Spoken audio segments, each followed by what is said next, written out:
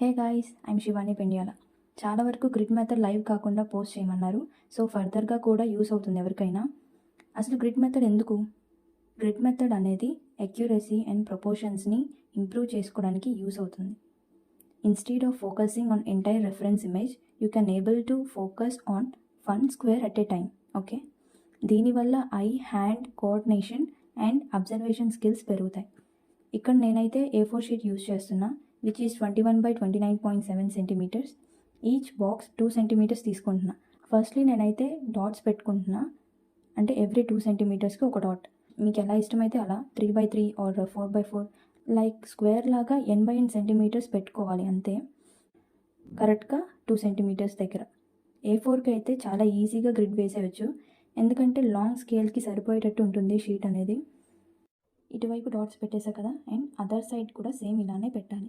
మిస్టేక్గా కింద నుంచి 2 సెంటీమీటర్స్ పెట్టద్దు. Why so? It means A4 షీట్కి 29.7 సెంటీమీటర్స్ అండ్ 21 సెంటీమీటర్స్ కదా. సో మనం ఎక్కడ నుంచి షీట్ మెయిన్ పాయింట్ లాగా స్టార్ట్ చేస్తామో అటువైపు నుంచి 2 సెంటీమీటర్స్ పెట్టి గీయాలి.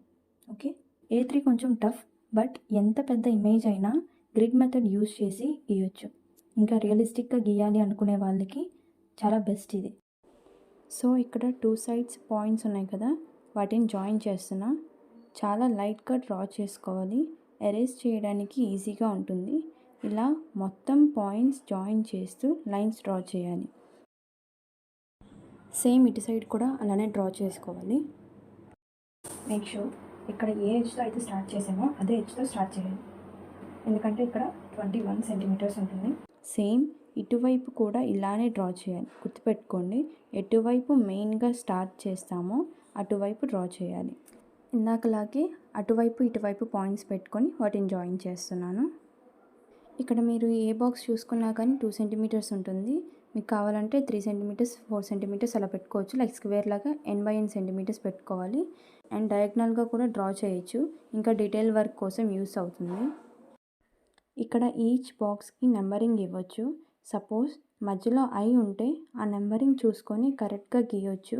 సేమ్ ఇటువైపు ఎలానో ఇటువైపు కూడా అంతే. అండ్ గ్రిడ్ యూస్ చేస్తూ ఒక రిఫరెన్స్ ఇమేజ్ తీసుకొని ఎలా డ్రా చేయాలో కూడా నేను ఎక్స్ప్లెయిన్ చేస్తాను. And finally grid is ready. చూసారు కదా, is it okay? Comment below. Tata bye.